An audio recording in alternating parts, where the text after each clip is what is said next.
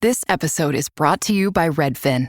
You're listening to a podcast, which means you're probably multitasking. Maybe even scrolling home listings on Redfin, saving homes without expecting to get them. But Redfin isn't just built for endless browsing. It's built to help you find and own a home. With agents who close twice as many deals, when you find the one, you've got a real shot at getting it. Get started at redfin.com. Own the dream. Refreshing wild cherry cola meets smooth cream. The treat you deserve. Pepsi Wild Cherry and Cream. Treat yourself.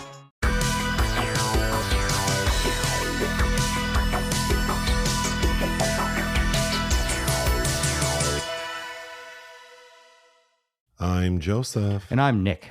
This is Fish Jelly. Yes, it is. How are you? I'm great. How are you? Okay. Oh, yeah? I was in San Diego last week, which is why we had to record last week's podcast very early. Mm-hmm. Unfortunately, I started to feel under the weather while I was there, so I didn't get to enjoy that beautiful area as much as I would have liked. But I was with my mom and sister, so that's always an experience. Also, last week were the Oscars, which I don't really care about, but I don't either. We had been invited to a party, but you got back kind of late that day. And I would have gone to the party, but only because of the people, not to watch the Oscars. I mean, I did know Sigourney was going to be presenting because, I Google her every day.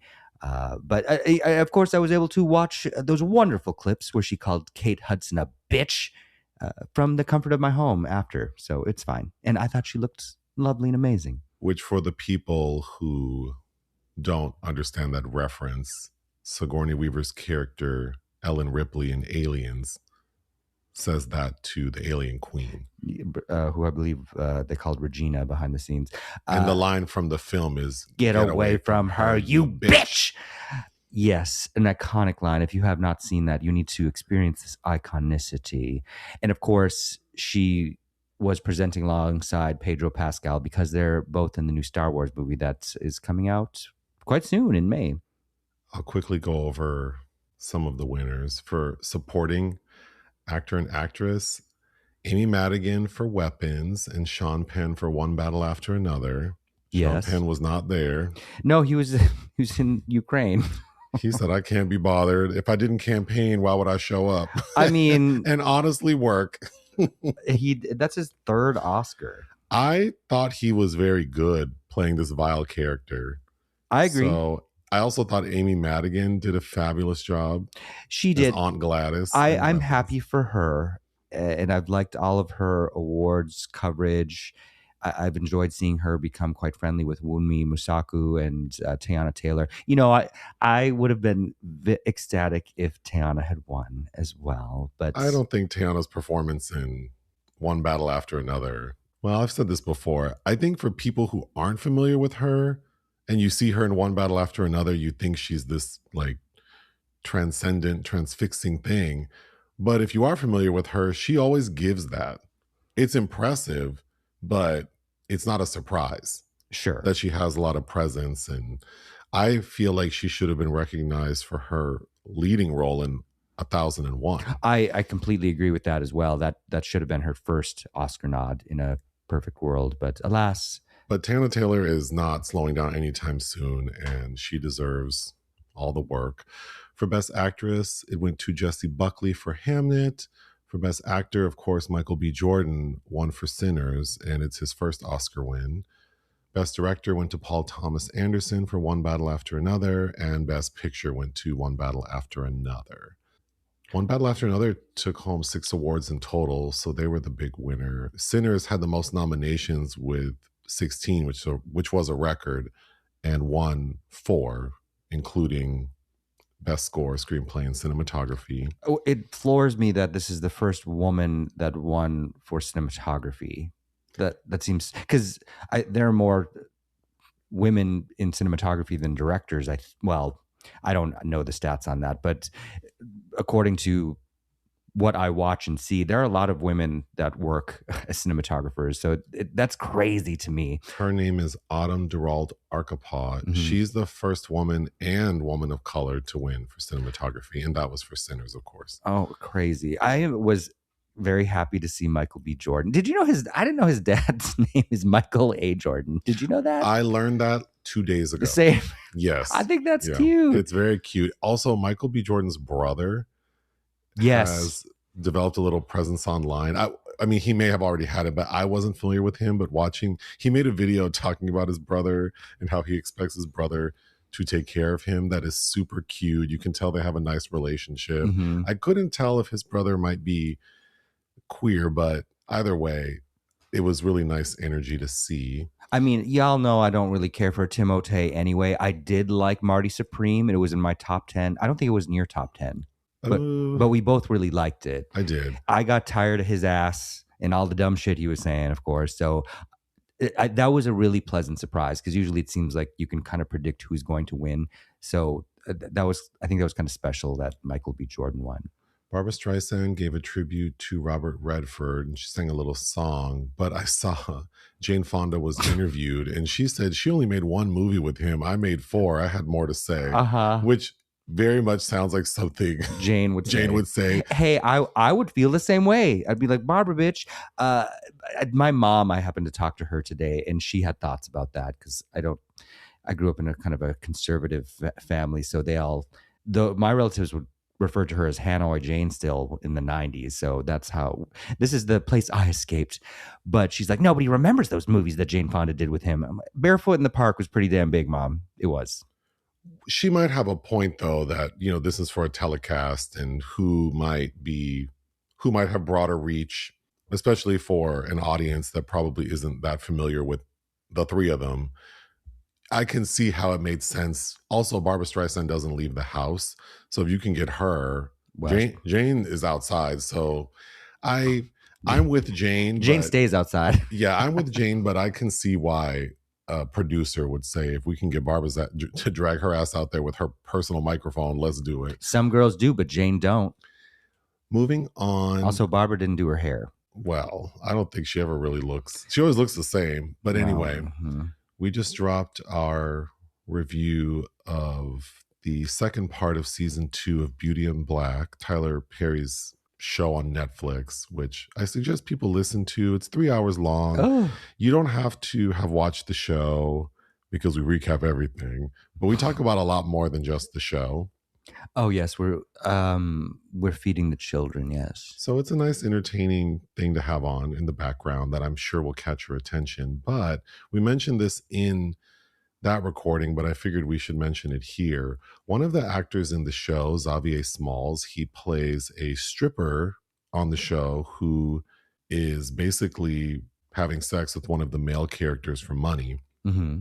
A clip from a February 7th social media live he did has resurfaced, basically calling LGBT people murderers and calling them an abomination, saying they're going to hell, which is certainly a perspective some people have. But someone in the comments asked him, like, if LGBT people are going to hell, and he says that goes for other sinners, scoffers, mockers, liars, all things that are an abomination. It's not just the LGBT. If you're drunk, if you're an alcoholic, if you're a murderer, these are all sins that God doesn't tolerate. I hope he's not wearing mixed materials either, because well, I feel like based on this, everyone's going to hell. Who's in heaven? I don't want to be there. If who is in heaven? I don't want to be there with all those non-fun people.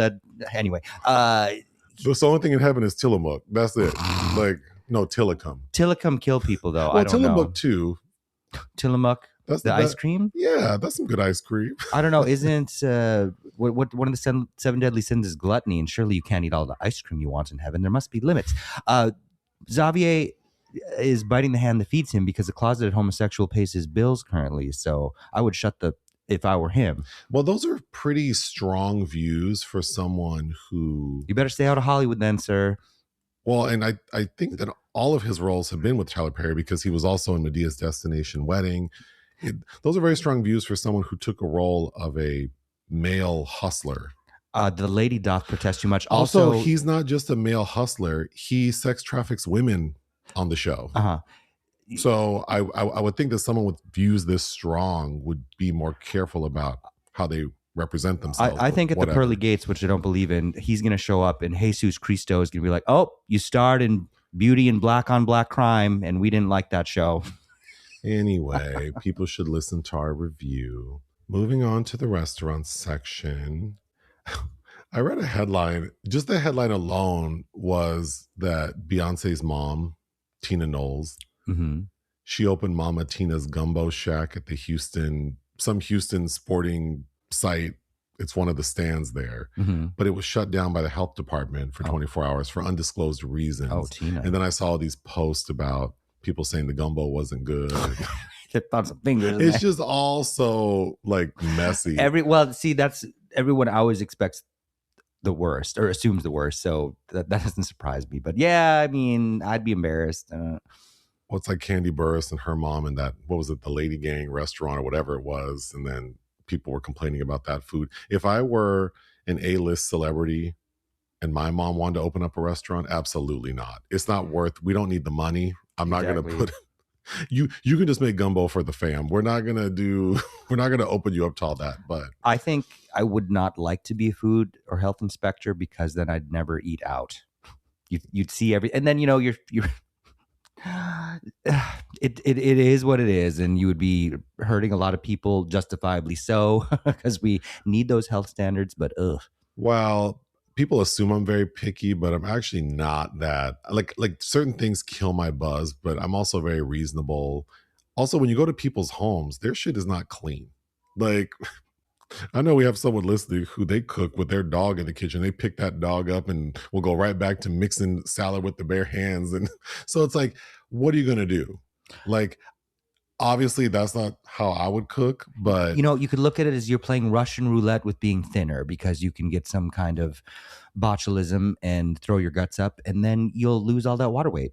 Well, I'm giving a retroactive trigger warning to people with disordered eating. But anyway, moving on, when I was in San Diego, I didn't get to try many restaurants because I wasn't feeling well, but I did try a few. There's this place in Hillcrest called Los Panchos Tacos and Cantina that actually was really cute, probably mainly because I had parking. Parking in San Diego is, my goodness, I spent so much money trying to park. And then the rental car I was given was a very, very large vehicle. So parking at meters was not always easy. So I had to park in lots. Ugh. Anyway, Los Panchos Tacos and Cantina. We got obviously Mexican food and we ordered quite a bit to kind of share. My sister got some sort of seafood nachos. We got chili rellenos. I got tacos, enchiladas.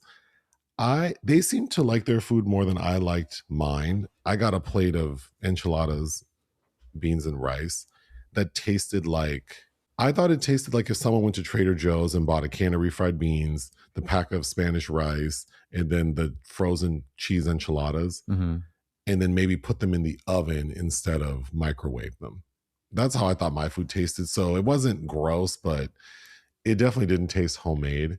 It sounds like you're trying to say you have a more refined palate than your Well, for Mexican food, I'm certainly, a little more picky. The staff was super, super friendly.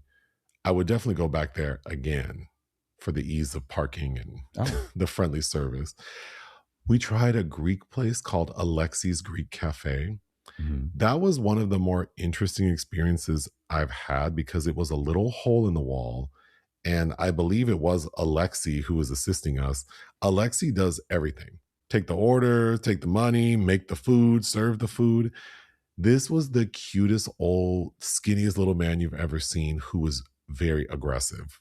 But in that way that's like, this is how I run my restaurant. You do what I tell you to do. Yep. But then was very thankful when you were, leaving. So I actually feel like if I lived there, I probably would eat there regularly because the prices were insanely low to the point where we were concerned that the food might not be good. It was perfectly fine.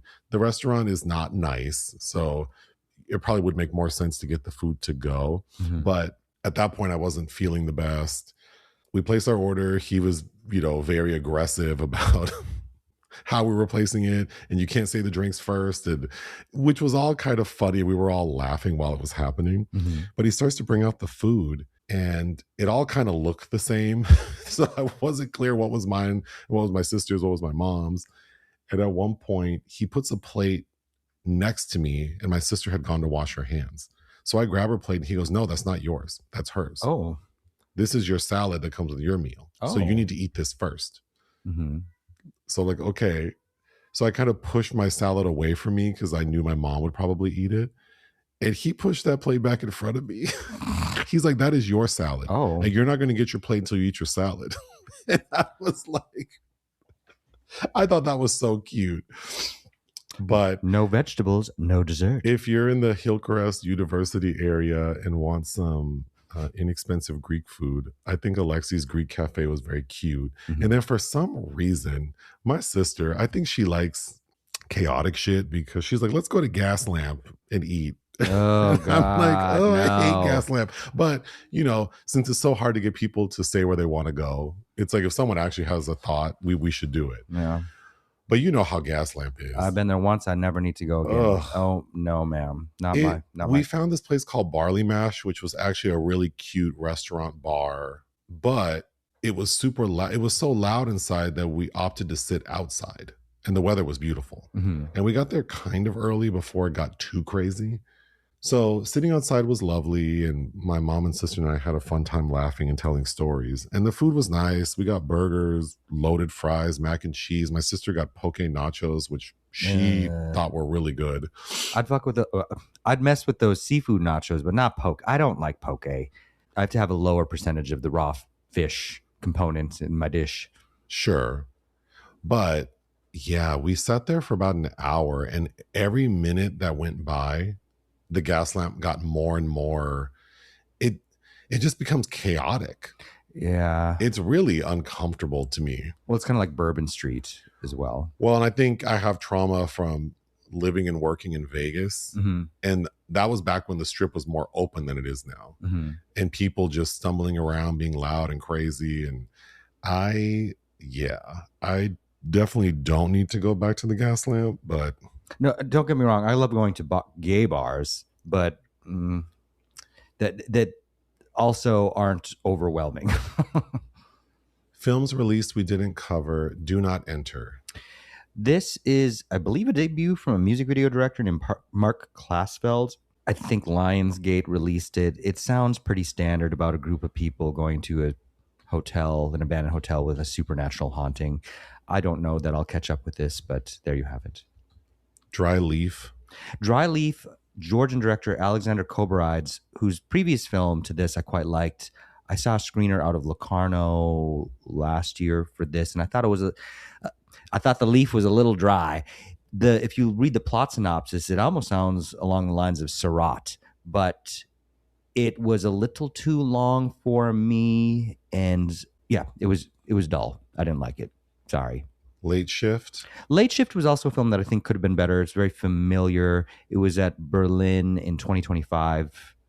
So over a year later, coming out now, directed by Petra Biondina Volpe, starring Leonie Benish from The Teacher's Lounge, who I quite liked. And she's this nurse in this working, I think it was overnight, as the late shift, with extremely limited staff and trying to balance an impossible workload. And of course, it was brought to a breaking point.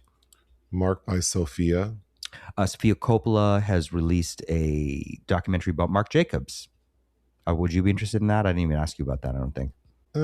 Yeah, that was kind of my feeling. I don't know. I mean, I like Marc Jacobs more than Tom Ford. Like, I'd watch that over a Tom Ford documentary, but I mean, Tom Ford. Not that they're sort of interchangeable, but I'm very interested in this Tom Ford adaptation of Anne Rice, Cry to Heaven, that's going to come out with Adele making her debut. But as a person, Tom Ford seems like a douche. So I would agree with you on that front. Mirrors number 3? Or Mirrors number 3, the English language translation of the latest film from Christian Petzold. I know you've heard me talk about him. I don't think I've ever made you watch a Christian Petzold. Made me watch. So you acknowledge that you... I think he's my favorite contemporary German filmmaker. I was able to interview both him and Nina Haas in 2014 for Phoenix, which also happens to be my favorite film from both of them.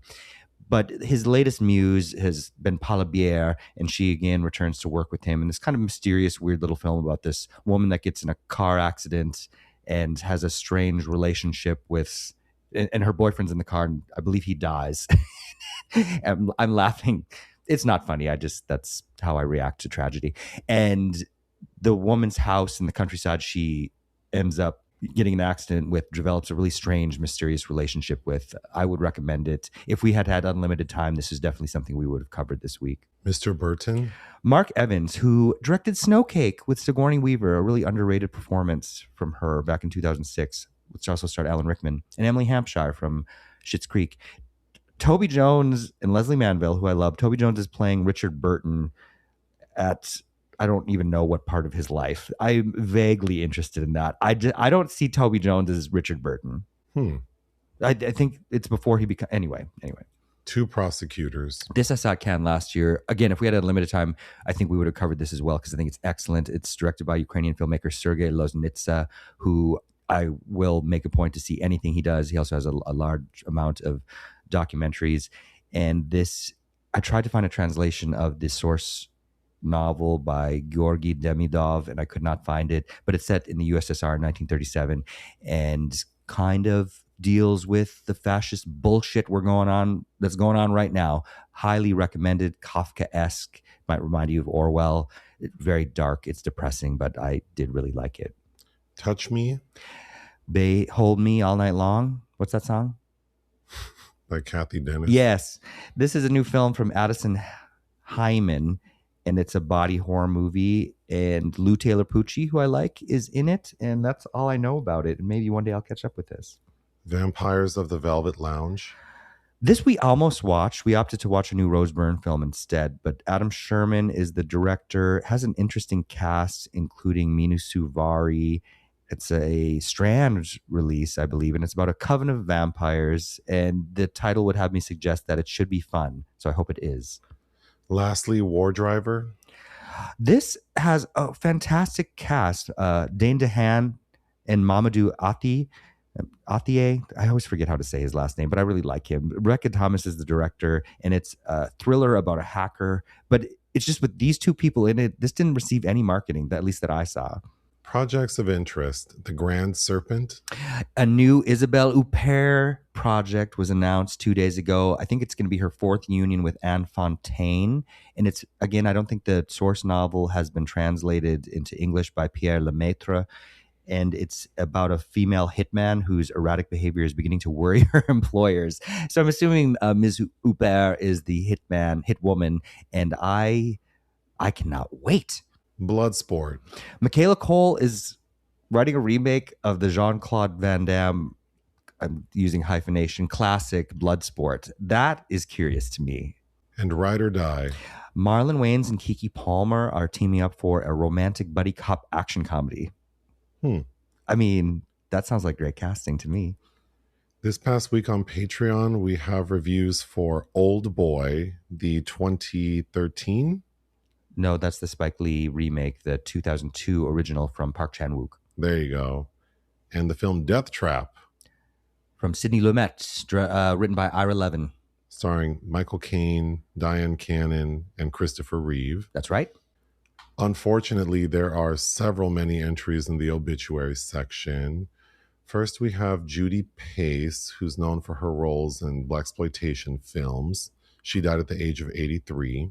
Yes. I don't believe you've seen Cotton Comes to Harlem, directed by the amazing Ossie Davis and starring, is it Godfrey Cambridge? Well, if I haven't seen it, I don't know. Godfrey Cambridge. You know him. He was, from Watermelon Man. Yes. Yeah, but his signature role actually is Cotton Comes to Harlem, which was also based on Chester Himes' novel.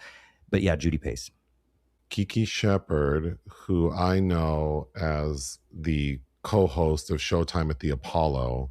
She died at the age of 74. A very glamorous woman, dancer, actress. Yes. That's sad. Saw a lot of posts about her. Matt Clark, he's a character actor who did a lot of Westerns, but looking at his filmography, I think people might know him best from Back to the Future Part 3. He died at the age of 89. Yes, Adventures of Buckaroo Banzai is a big one too. Robert Mueller died. He was the 6th director of the FBI. Mm-hmm. Yeah. He was 81. That investigation that took so long and didn't help us out at all, right?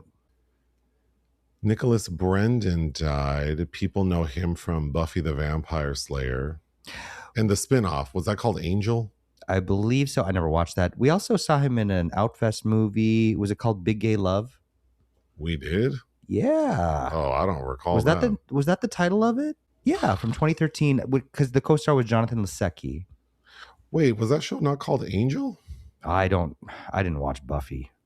Wow. Maybe I'm wrong. Did he not have a spinoff? I know people are screaming. I didn't watch Buffy, so I don't know anything about him. All I know is that he had some issues. I thought it was health. He had health related because he was young. He was only 54 or something. Well, I know he had legal issues because he was on Dr. Phil once. And I think maybe he struggled with some sort of substance abuse. But yeah, I swore there was a spinoff. Oh, gosh. Well, Psycho Beach Party also was from my youth. He's a very recognizable person to me. So, but yeah, he's dead. Mm-hmm. Jamie Blanks, an Australian film director, died at the age of 54. He directed Urban Legend. The OG Yeah. Urban Legend, which had a great young cast in it. And of course, Chuck Norris died at the age of 86. I think we all know him as an American actor who did martial arts. And the only thing I could think of him being in is Walker, Texas Ranger. Which is terrible. I was talking to my mother today in conjunction with Walker. I remember watching, was it called Renegade with Lorenzo Lamas? I think those came on back to back. Is Walker, Texas Ranger where we get that clip of little bitty Haley Joel Osment having AIDS? Talk about he has AIDS. Yes. That's really my only reference to Walker, Texas Ranger. But I made you watch some early Chuck Norris who kind of came up in the wake of Bruce Lee in cinema. But we put on... Were you in the room when I watched Breaker? I recall coming downstairs and you having a Chuck Norris film on. Oh, no, it was that one that's kind of vaguely sci-fi, Silent Rage, which is terrible. One night before bed, I put on Good Guys Wear Black. Terrible. He could not act. He just couldn't. For this week's podcast, I almost picked a movie, Sidekick, starring Chuck Norris and Joe Piscopo, but ultimately decided against it. I know that when I was younger, my cousins who would all rent those rated R action films and whatnot, I'm sure there were Chuck Norris films thrown in there. But yeah, my knowledge of his filmography is very poor. I don't wish to champion this person at all, but Andrew Davis directed him in Code of Silence, which I would consider an 80s action classic. I also really like Andrew Davis, who directed The Fugitive, and Sigourney Weaver in Holes. So there you go. The secret film this week was your choice, and you chose the 1990 American comedy drama Postcards from the Edge, directed by Mike Nichols. It's based on a book by Carrie Fisher. Yeah, I believe her second, which I read in second grade. My mom had the paperback copy, which the cover was the poster. I feel like the poster art for this film is iconic. It's, stamped in my mind. I have very clear memories of reading it in second grade while my dad made me go hunting with him. So this would have been in the winter, and being upset that I wasn't paying attention and looking for deer, grouse out the window. There's a scene in the book that I clearly remember that is not in the film about Meryl Streep's character, Suzanne Vale, she has a lot of issues, but there's a scene where she, you have done this before too, which is interesting. Going to a store and being pressured you're looking at something and you feel pressured to buy it to prove that you can afford it. And that because you don't want to have a confrontation with the clerk and then go and return it later. She does that in the book. Yeah. My pride, but then it's a weird intersection of pride, but also being easily embarrassed. So It's like, I'm buying the shit because I could afford it, but I'm going to return it when you're not there. And also, what's funny is at Thanksgiving this past year, my dad shared that memory. He remembered me reading that book and being frustrated with me in the car. And randomly also, I go to this bar called Akbar a lot in LA. And I believe Sam Pancake has, I don't know if he regularly does it, but I've seen ads for, he has such a devotion to this film. He has some kind of show that he does surrounding it. I don't know. I haven't watched it in years and years and years. I've been putting it off forever because all these people keep dying and I've wanted to show it to you forever. So finally, we got to do it today. What is it about? A substance-addicted actress tries to look on the bright side even as she is forced to move back in with her mother to avoid unemployment. That's not fully true, I guess. It's deeper than, it's more complicated than that. It's complicated. Sorry, Meryl Streep. You are a Mike Nichols fan. I don't know if you know that. No, I'm sure you'll educate me. Well, Who's Afraid of Virginia Woolf? Oh, yes. Angels in America. Mm-hmm. Working Girl. Yes. Wolf. Wolf with Michelle Pfeiffer and Jack Nicholson. Okay. And The Birdcage. Oh, wow. Yes, he's one of the best American directors that has ever been, in my opinion. You also have never seen The Graduate, which you need to remedy. This was the third time working with Meryl Streep for Mr. Nichols. Previously did Heartburn and Silkwood, which I believe we have a podcast for Silkwood. I had you watch that. I really enjoyed this film. I'm glad you did. The story, it's supposed to be kind of loosely based on Carrie Fisher and her relationship with her mother, the great Debbie Reynolds. Yes. The film is pretty simple. We see Meryl Streep as Suzanne, who's supposed to be Carrie Fisher, overdose on drugs, be placed into rehab. And then in an effort to get an acting gig, she's told that the only way the insurance company will insure this project is if you live with your mother. Her mother's name is Doris, played by the great Shirley MacLaine, who's supposed to be a Debbie Reynolds type. And the bulk of the movie is these two trying to get along, but it's not a Joan Crawford, Christina Crawford situation, which they actually make light of in the movie. I think to someone like me, Doris seems like a dream mother. Oh, yeah. So she's a very nice lady, but self-absorbed, and definitely thinks she knows everything because she is very accomplished and certainly more accomplished in the field her daughter works in. But is a nice lady to her. She's just overbearing, and I can see why she drives her daughter crazy. And they have a history that we kind of chip into so that it makes sense why Suzanne, I don't get the sense that she fully resents her mother. No, it's complicated. Like it's complicated. Like all of our relationships with our parents, and as we mature into our own selves, realize that most of them are flawed and doing the best they could.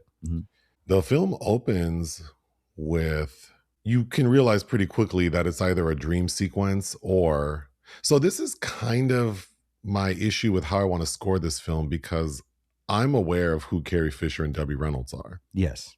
In fact, Debbie Reynolds used to have a casino in Vegas that we would go to. But I wonder, for someone who watched this movie and doesn't know anything about this mother-daughter duo, if they would pick up on a lot of things, like the opening scene. Because I immediately thought, oh, this must be a set. She's working, filming something. So the opening is Meryl Streep in some foreign country, and she gets pulled by Border Patrol. And it's giving kind of Stars at Noon energy. Remember with Margaret Qualley? Oh, yeah. You know what it made me think of? What's the movie with Kathleen Turner and Michael Douglas, Romancing the Stone? It kind of had that vibe to me a little bit, but not as crazy. The Iran-Contra affair. But immediately we realized, oh, this is her on set. And the director of the project, played by Gene Hackman, he basically tells her, like, listen, bitch, I'm not going to let your drug addiction ruin my project. You need to get yourself together. We then cut to her in bed with a very fit Dennis Quaid. Dennis Quaid in this movie is one of those people who's like, you're on that line of like, he's attractive, but also smarmy. Well, yeah, and kind of like, you seem like a problem. It seems like he's on the precipice of eroding, which, as time would tell, he does. But those two are in bed. He wakes up saying he feels like he slept under an elephant's foot. He's trying to wake her up. and realizes that she's overdosed. He throws her in his Jeep Wrangler and literally drops her off at the hospital, like DoorDash. Yeah. He wants nothing to do with her. He won't give any information, certainly won't give his own information. She gets her stomach pumped by Richard Dreyfuss. Another problem now. And we see her wake up some days later in rehab. With the lovely CCH Pounder waiting for her to wake up. She's the director of the rehab center. I mean, did she know she was about to wake up? That was interesting. She's just sitting there. Sure. Immediately, Suzanne, Meryl Streep's character, is concerned about whether or not her mother has visited. And CCH Pounder says, oh yeah, your mom was here last night when you were unconscious. Great. The moment when we get to meet Doris, she walks into the rehab center and she is so fabulous. Oh, yeah. And appropriately so, immediately these two gay men who are patients at the rehab center, they approach her like, oh, Doris, I have to meet you. And I do drag and I do one of your numbers. And she is all about it. You can tell that Doris likes to be adored. Oh, yes. She's eating it up. Yes. And as they walk away, she tells her daughter, oh, you know, the queen's just literally, she's like, the queen's eat me up, girl. And then he starts singing the number from some made up film of hers from the past. And the look that Meryl flashes is deadly. It's a really strong start. Mm-hmm.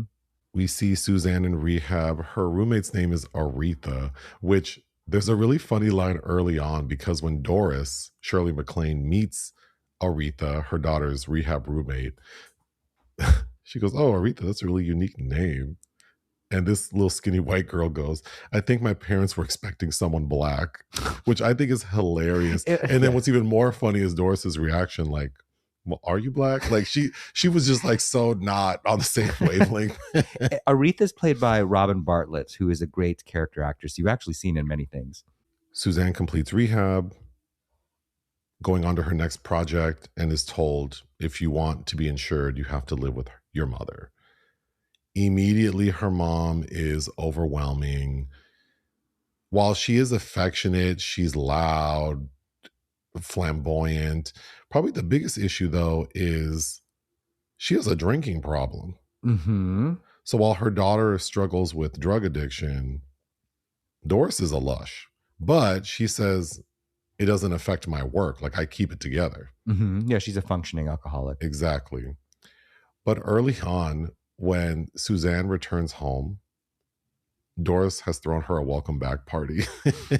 And that was such a good scene because you know it's all about Doris. Mm-hmm. Because her daughter doesn't even know she has a surprise party. So she's dressed like someone who just left rehab. And Doris is in a sequins gown, Mm-hmm. fully done up. And they have a cake for her. And when Suzanne is like, you got me a cake, which I thought was a funny reaction. Because when Doris goes to visit Suzanne in rehab, she brings her 3 chocolate chip cookies that look like maybe they're from her favorite spot. Mm-hmm. She gets really excited. So I'm assuming that we're supposed to understand that maybe Suzanne and her mother don't have the healthiest relationship with food. You're right. But when we see that cake, we see that Doris had Suzanne's face like painted onto the cake. And I swore that looked like Nicole Kidman.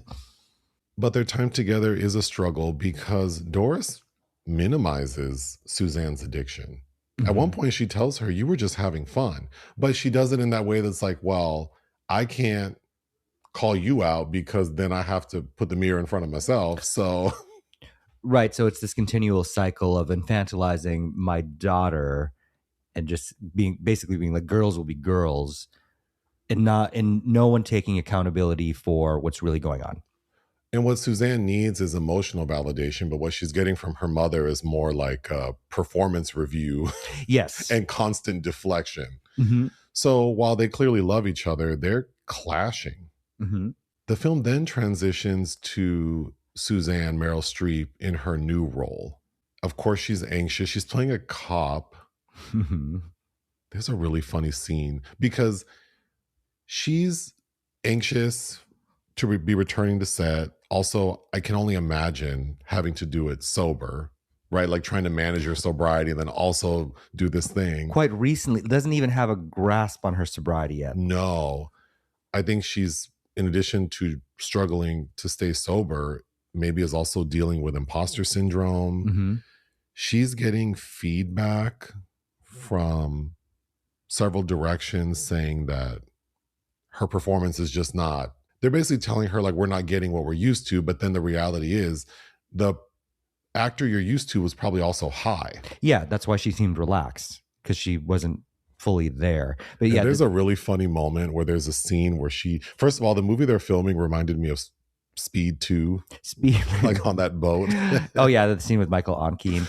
But Or what's that movie with Rebecca De Mornay where Feds? oh, I forgot about that. It's not very good, but yeah.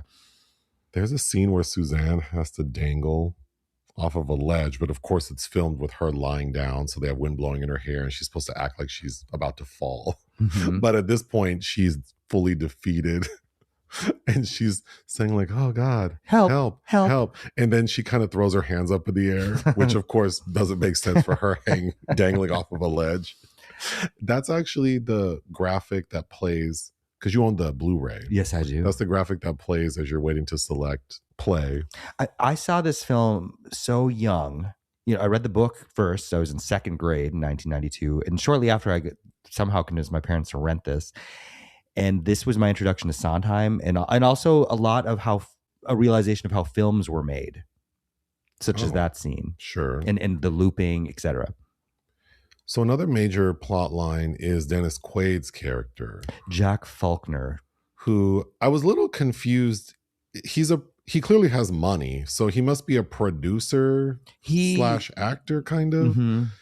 But, he dropped her ass off at the hospital like Chinese food, but then kind of reintroduces himself to her. So initially, this was very good, because initially I thought, oh, he's not that bad, because he doesn't pretend that he doesn't know her. Mm-hmm. He actually kind of, because what he does is he tells a story about an old teacher. Mm-hmm. Because she has she blacked out that night. She has no memory of meeting him. And then he's honest with her, like, well, actually it was me. Like, you and I had spent the night together and I took you to the hospital. But he tells her we didn't have sex, but that's because you passed out. And I have rules about those things.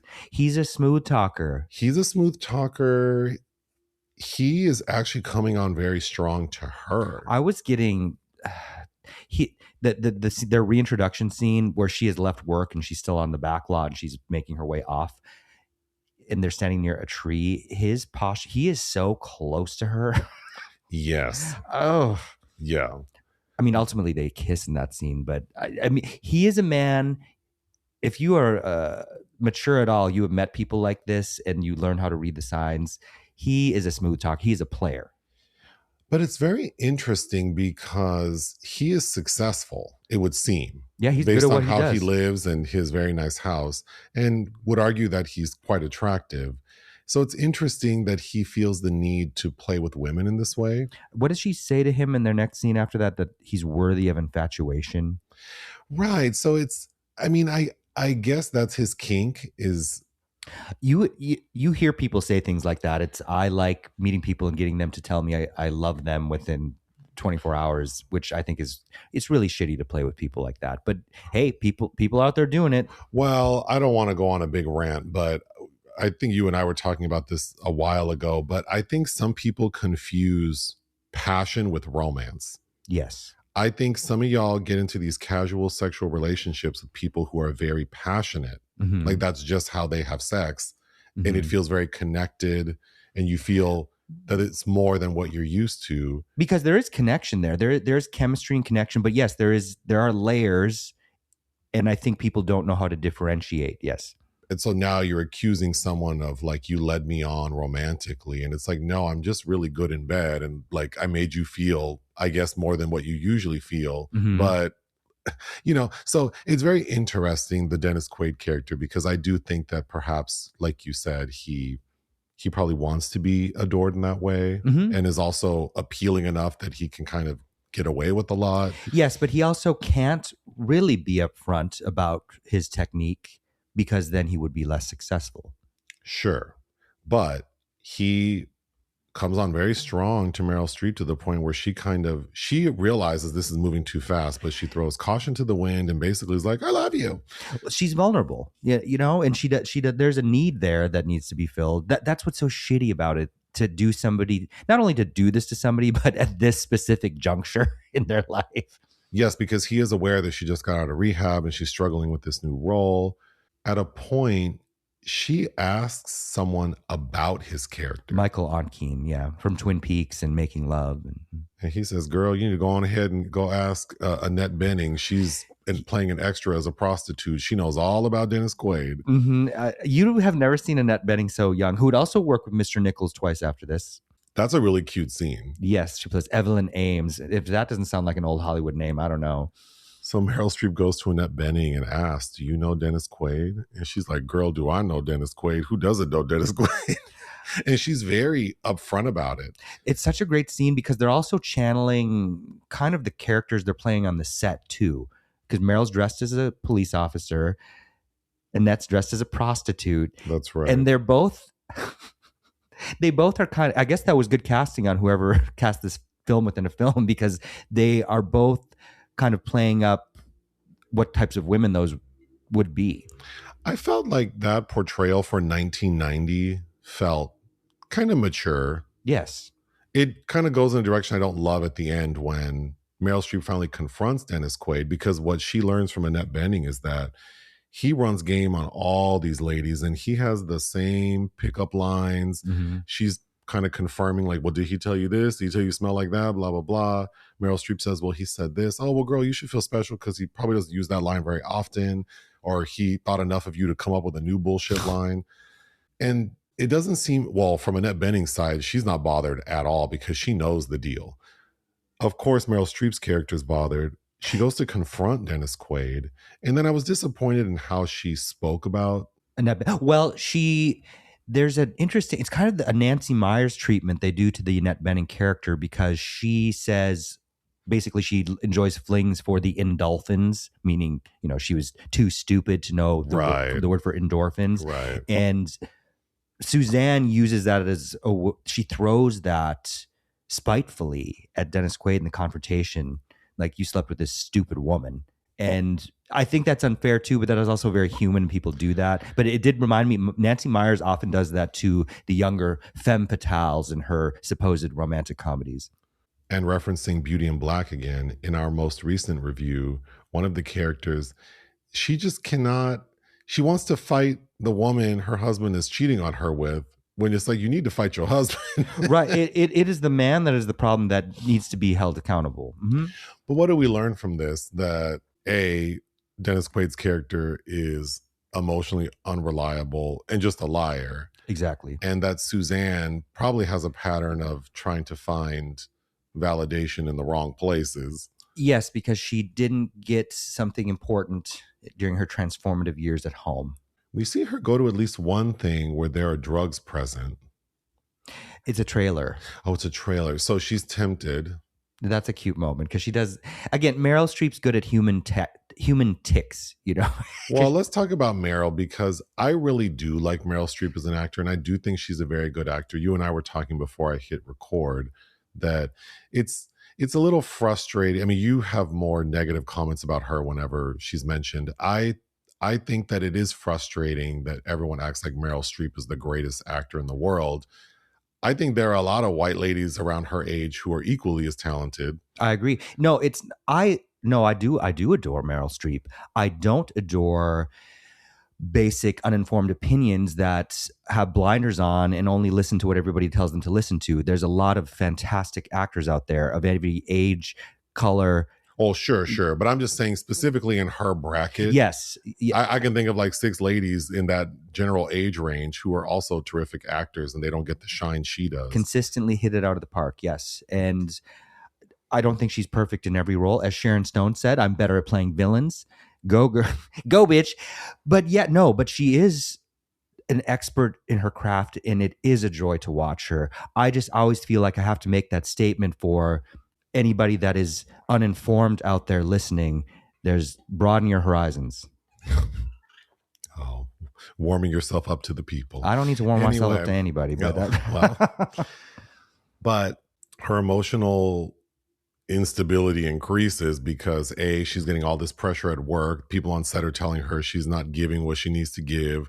Romantic disappointment. She found out her man's a dog. When she actually goes to confront him, she's still in costume and she has her gun with the blanks. So as she leaves, she shoots at him. I thought that was really funny because, of course, it looks and sounds like a real gun. So he's genuinely afraid. And then, of course, her ongoing conflict with her mother. Doris continues to kind of step out of her bounds. Which is interesting because her character turns a lot of serious moments into jokes or performances. And getting ahead of myself a little bit, I will say I think one issue I have with the film is that this is a very strong comedy.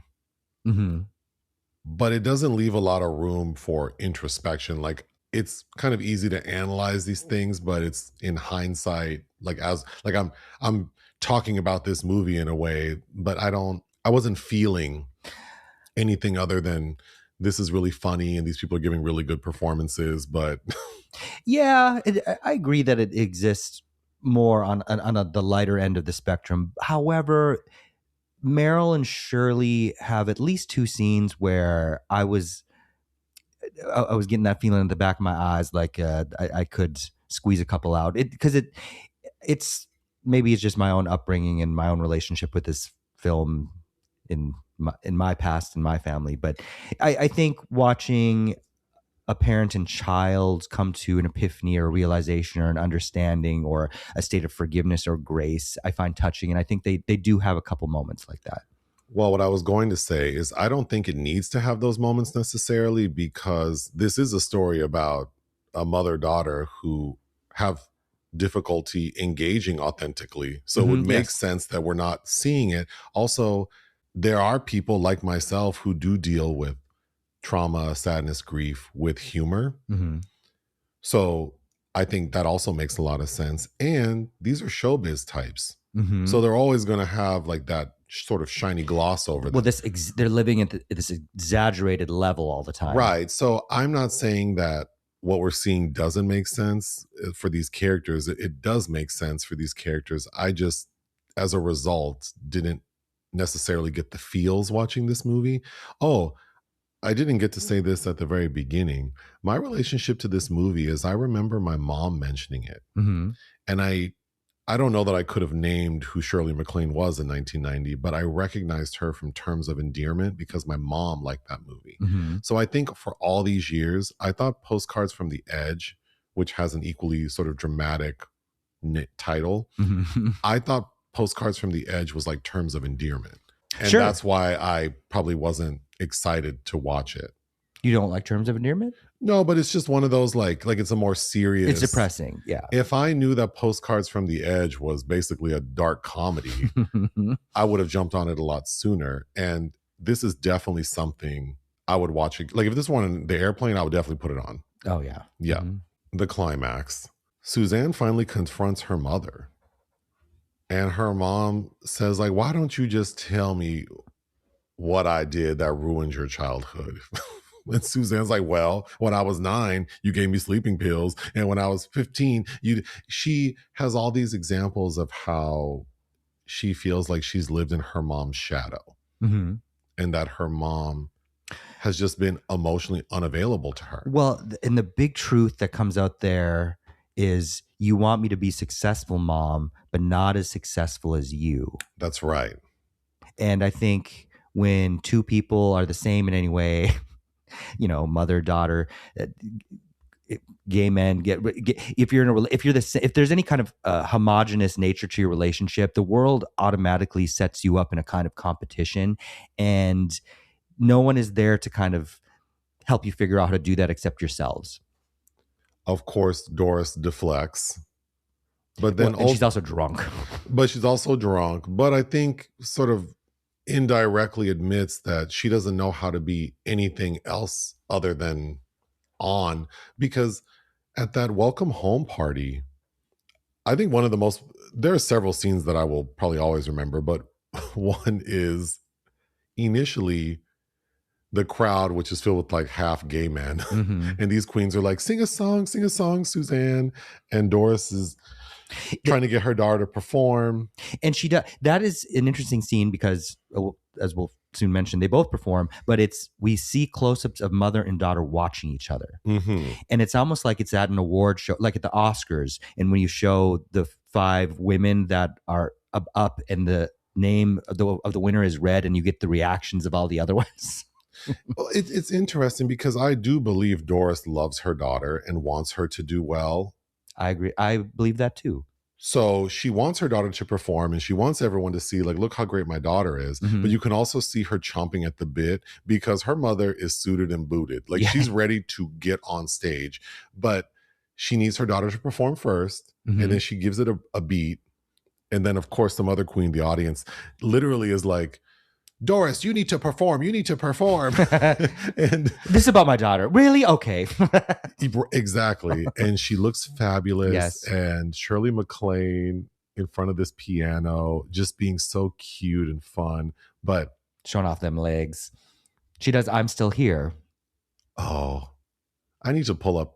I'm sure it's on YouTube. It's just the clip. It's a really good moment. It is a fantastic moment. And you see Meryl as Suzanne looking at her mother, and also you see love in her eyes. Like, this is my mom, and look at how she captivates.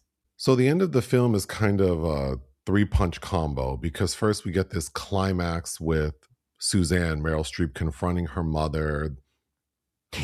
Even how they're positioned on the stairs, right? Meryl's at the bottom and her mother has to go to the top to yell down at her. Right. So they have that exchange. Meryl leaves Suzanne, storms out of the house, and actually is on her way to do some looping. Mm-hmm. She needs to cover some ADR for her last role that she couldn't finish because she was high. Mm-hmm. And so Gene Hackman is there. She is able to successfully provide a line of dialogue. Yes. And Gene Hackman gives her a really nice pep talk. And again, I agree, as you're watching it, some of that is almost a little on the nose. It is. But I kind of like it because I think sometimes some conversations need to be on the nose with someone that's struggling to find themselves. And he recognizes that in her. And he tells her, you know, it's very heavily a metaphor. You got to go back and redo the past. Right. You know, you can do something similar with your life moving forward. Right. So she's feeling good, leaves the studio, makes her way home and sees that there's a Mercedes coupe that has crashed into a tree. Mm-hmm. And she recognizes the car as her mother's car. So of course she's in a panic. The cop on scene tells her, oh, well, this person was taken to this hospital, but I have to let you know she was arrested for DUI. Meryl makes her way to the hospital, and sort of the trilogy of this 3-punch combo, or the end of the trilogy, is in Doris's room is Doris's mother, Suzanne's grandmother, who I thought was very funny. That's Mary Wicks from the Sister Act films. And the grandfather, played by Philip Drummond from Different Strokes. Conrad Bain. You know what was also a hoot is Conrad Bain's got dementia or something, and because there's all these outbursts, but he's reading a Louis L'Amour novel. My mother's father was obsessed with Louis L'Amour. I was not close to him, but that was all he would read. Louis L'Amour.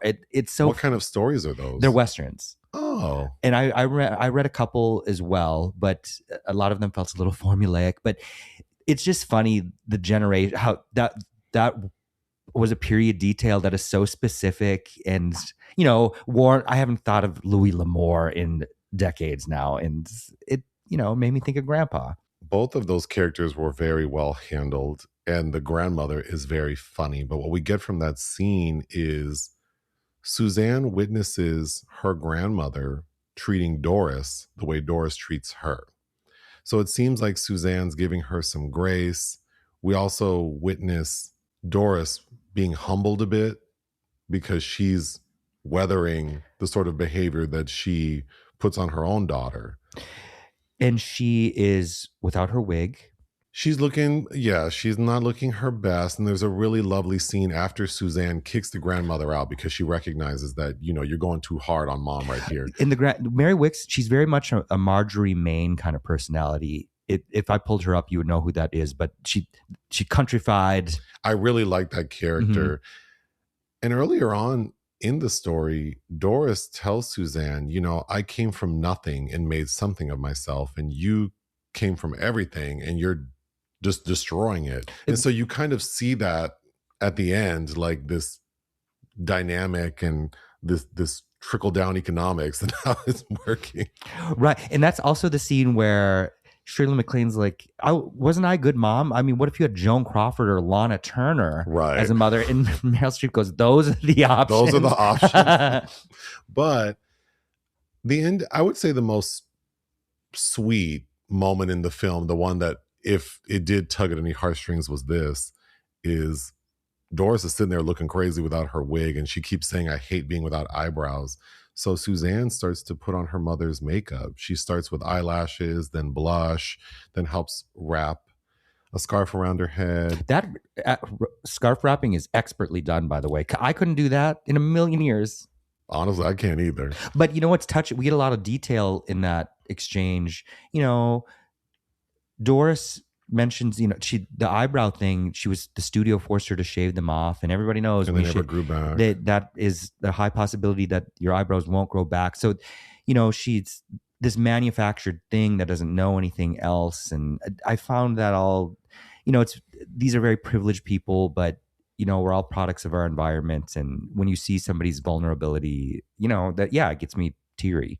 This made me think of my own mother and sister and their dynamic, and how I hope at a point, it'll probably be on my mom's deathbed, when my sister kind of sees that, you know, my mom did the best she could, our mom, with what she had. And sometimes you just have to meet people where they are and understand their intentions and set boundaries. Yes.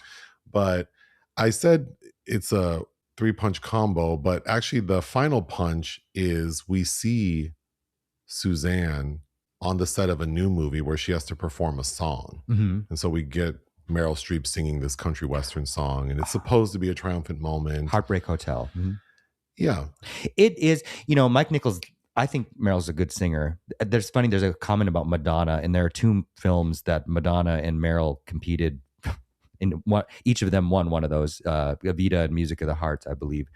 Mike Nichols likes Meryl singing. This does not equal Meryl singing Amazing Grace at the end of Silkwood, if you remember that. I found Meryl singing that at the end of that movie in that moment, and what happened to Karen Silkwood, I find that haunting. But yeah, I agree, I think, with how you feel about Heartbreak Hotel. I know that Meryl Streep can sing.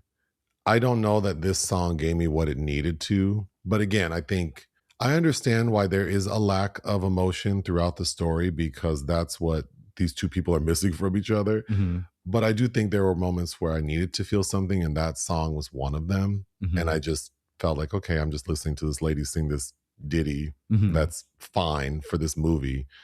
But yeah, this was a very pleasant surprise. And shout out to Rob Reiner, who is in one scene.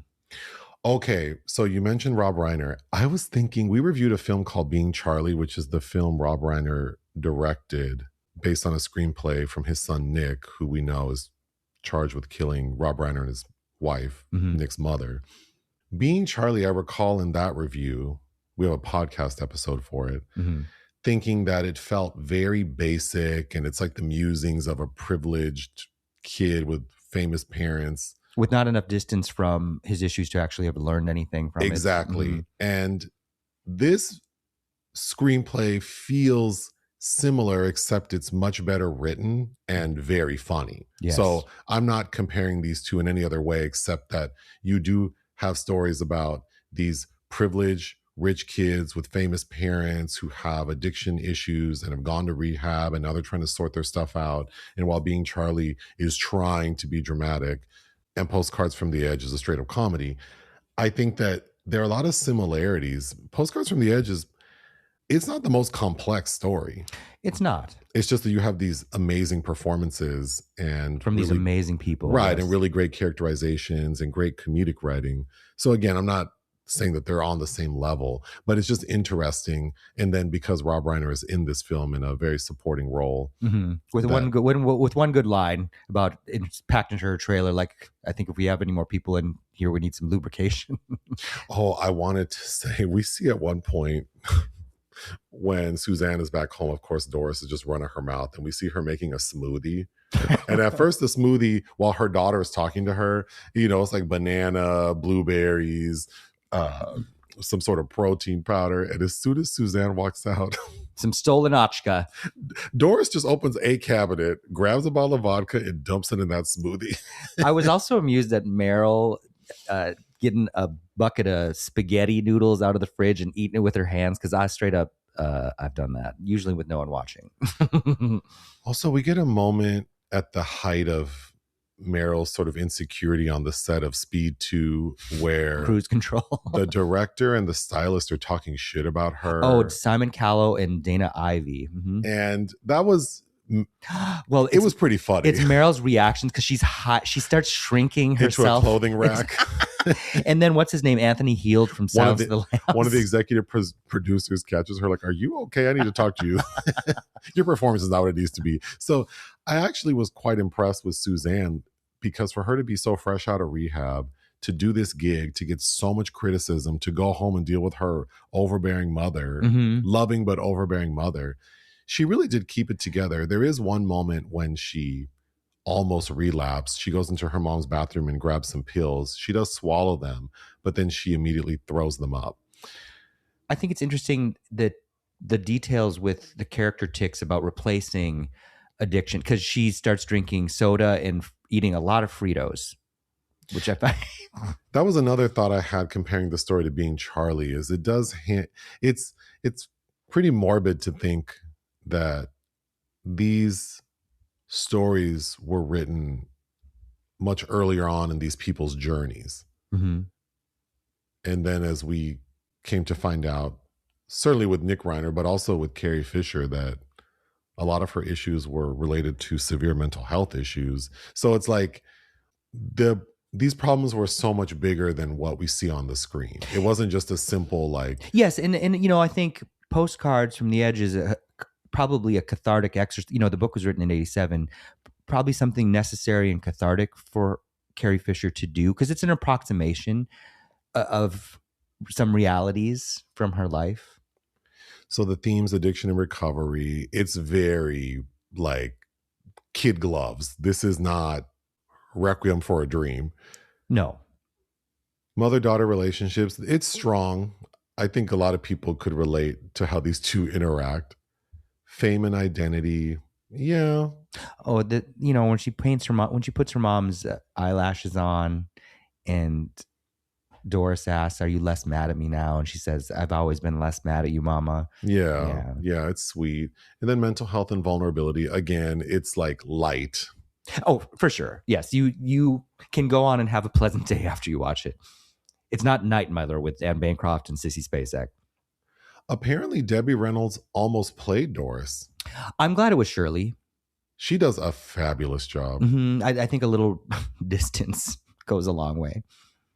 But and this reminds me, I've never seen it, but Carrie Fisher wrote the script for These Old Broads in 2001. Oh, with Shirley MacLaine, Liz Taylor, Debbie Reynolds, and Joan Collins. I would like to watch that. And of course, Carrie's dad, Eddie, was whisked away from Debbie by Liz Taylor in the late 50s. So interesting. Meryl Streep was nominated for Best Actress at the Oscars for this role. Of course, almost every film she's ever done, she was nominated. But yeah, this is one of my favorite Meryl performances. And I agree with this nomination. She lost to Kathy Bates that year, 1990, for Misery, I believe. And in my mind's eye, I thought Shirley had been nominated too, but I double checked today, and that was not the case. But I wish she had. Again, it's funny you mentioned terms of endearment as an association, because I guess it's similar to Shirley's Oscar-winning role. They have a framed photograph of Shirley that I believe is from The Children's Hour, where she played a closeted lesbian who kills herself. That is a film I'd love to watch with you. I haven't seen that in years and years. I would say my favorite Meryl Streep performance is Death Becomes Her as Madeline Ashton. I mean, that's great too. I see me. I see me. Oh, but you know, okay. So it's been years and years and years since I've seen Sophie's Choice, and I have the book in a stack. I want to read the book, and we need to watch Sophie's Choice because that I think is the definitive Meryl moment. I do like Silkwood. Silkwood's great. She has a fantastic filmography. There's a lot to pick from. I do like her. There's a lot of films I'd like to rewatch with you that I know you haven't seen. I like Ironweed. I like Heartburn. Oh, Yeah. Someone should pick Mamma Mia as a patron. Oh, well, I'm not going to get behind Mamma Mia. I don't actually care for those films. I love ABBA. You know, it's fun. Early on in our relationship, you told me that because Mamma Mia, the first film was 2008. So that was our first year together. And I said, oh, if you love ABBA, we need to watch Muriel's Wedding. And you were so stank about it. It took years and years and years. I don't know because I saw Mamma Mia on Broadway like 6 times. And then Mamma Mia had a production at Mandalay Bay in Vegas. And I probably saw that like 20 plus times. And my ABBA Gold CD, I had to replace like 3 times. I was obsessed. Oh, we had that on tape and CD growing up. So I think whenever people would hear like this fool is obsessed with Mamma Mia and ABBA Gold, they would mention Muriel's Wedding. And I don't, I'm stubborn, and it's just like when people tell me shit sometimes, like I don't want to hear anything about that. I don't know. You were because I also didn't know who Toni Collette was. But then, of course, after I watched Muriel's Wedding, I really enjoyed it, and of course, really enjoyed Toni Collette. I mean, that's a movie where you just fall in love with everybody in it, and there's still the mother character in that movie too is heartbreaking to me, and I'll get teary just thinking about what happens to Muriel's mother in that movie. Huh? No, get teary. Anyway, I don't like crying in public or in front of people. I do not. I go and hide. I don't like it. Well, your lack of vulnerability affects a lot. Well, that was my defense mechanism growing up. I'm not good at asking for help because I had to do everything myself. Excuses. I'm not saying I'm perfect. I'm just saying that's what I do.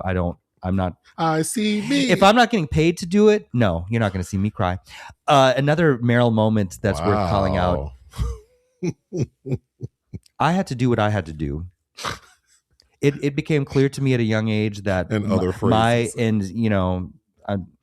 emotions. I'm just trying to show people how easy it is to get you riled up. It became clear to me that my emotions were inconvenient for those that had to take care of me, so I just had to do it all myself. So, Suzanne.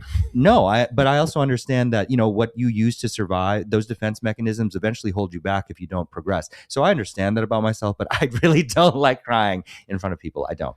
It's dinner time. What would you give? Oh, so I want to mention one more thing that I forgot.